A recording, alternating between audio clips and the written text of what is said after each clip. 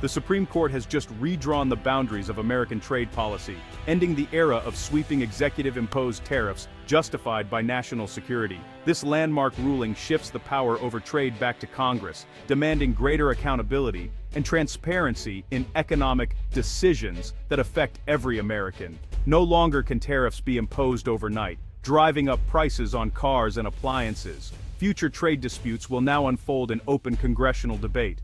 The decision is more than a legal technicality. It's a reset of the balance of power, with profound implications for the economy and America's role in the world. A new chapter in U.S. economic statecraft begins today. To truly grasp the significance of this Supreme Court decision, we need to take a step back and examine the events that led us here. The story is not just about a single ruling, but about years of escalating tensions, shifting policies, and the profound impact these choices have had on the global stage. Over the past decade, the world witnessed a series of trade wars that reshaped international commerce. The United States, once a champion of free trade, found itself at the center of controversy as it imposed sweeping tariffs on imports from countries around the globe. The Trump administration, in particular, wielded tariffs as a powerful weapon. Imports from China, as well as from close allies, were targeted under the justification of national security, specifically Section 232 of a Cold War-era law. This move was unprecedented in its scope and rationale, sparking fierce debate both at home and abroad. The steel and aluminum tariffs triggered swift retaliation from trading partners. Costs soared for American manufacturers who relied on imported materials, and consumers felt the pinch as prices rose on everyday goods. The ripple effects were felt across the economy, from bustling factories to small-town shops. While a handful of U.S. producers saw short-term gains, the broader impact was negative. Downstream industries lost access to affordable materials, jobs were threatened, and American families faced higher costs at the checkout. Many businesses struggled to compete in a suddenly unpredictable market. Perhaps most damaging was the use of national security as a justification for tariffs against long-standing allies like Canada and Germany. This approach was widely criticized, eroding trust and cooperation that had taken decades to build.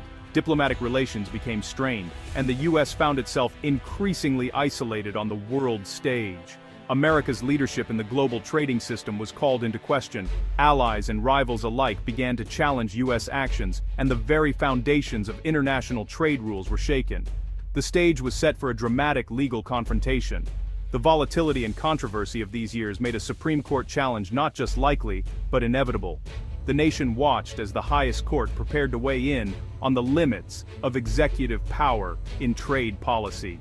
Today's ruling is more than just a legal outcome. It is the culmination of a turbulent era in American trade policy, and its effects will be felt for years to come. At the center of the controversy was Section 232, a law originally crafted to protect America's military supply chains and ensure the nation's defense industries could withstand global threats. Its intent was clear: to give the president authority to act swiftly if imports threatened national security, but only in rare and exceptional circumstances. Over time, however, Section 232's purpose became blurred. Instead of being a narrowly tailored tool, it was increasingly invoked as a catch-all justification for sweeping economic protectionism, affecting industries far beyond its original scope. Traditionally, Section 232 had been used sparingly, with presidents reluctant to wield such broad power. But in recent years it was reinterpreted to justify imposing tariffs on a wide range of imports, bypassing Congress entirely and igniting a firestorm of legal challenges from businesses, lawmakers, and foreign governments alike. Critics argued that the administration had stretched the definition of national security beyond recognition, using it as a shield for economic interests rather than genuine defense needs. As lawsuits piled up, lower courts split on whether the president had overstepped constitutional boundaries, with some judges upholding the executive's broad discretion and others warning of unchecked power. The real question emerged: does the president have virtually unlimited authority to impose tariffs in the name of national security, or must Congress retain its constitutional control over trade policy? The answer would have profound implications for the balance of power in Washington. With conflicting lower court rulings and mounting uncertainty, the Supreme Court was forced to step in, taking up the case to clarify the true limits of executive authority in matters of trade and national security. The stakes were enormous, not just for the future of American trade, but for the very principle of separation of powers that underpins the Constitution. The outcome would determine whether one branch could unilaterally reshape economic policy. The answer, once delivered, would not only resolve a pressing legal battle but also reshape the rules of governance and the boundaries of presidential power for decades to come. In American Institute for International Steel v. United States, the Supreme Court ruled 6-3 to sharply limit the president's use of Section 232. The majority held that tariffs must be tied to a clear, direct threat to national defense, not vague economic concerns. Chief Justice Roberts wrote that Congress, not the president, holds the constitutional power to regulate foreign commerce. The decision closes the loophole for broad unilateral tariffs, while still allowing targeted action against genuine security threats. Despite dissenting warnings about limiting presidential flexibility, the ruling reasserts checks and balances in trade policy. The financial markets responded with lightning speed. Stocks surged across the board, especially for companies that had been hit hardest by tariffs in recent years. Investors, sensing a new era of economic stability and opportunity, celebrated as the news broke. The mood on Wall Street was electric, with analysts quickly recalibrating their forecasts and traders scrambling to adjust their portfolios. The removal of tariffs was seen as a green light for growth, and optimism spread rapidly through the financial sector. For everyday consumers, the end of broad tariffs promises more than just lower prices. Goods ranging from cars to canned food, electronics to clothing, are expected to become more affordable, easing the inflation pressures that have squeezed household budgets for years. Shoppers may soon notice fuller shelves and more choices, as imports flow more freely and retailers pass savings on to customers.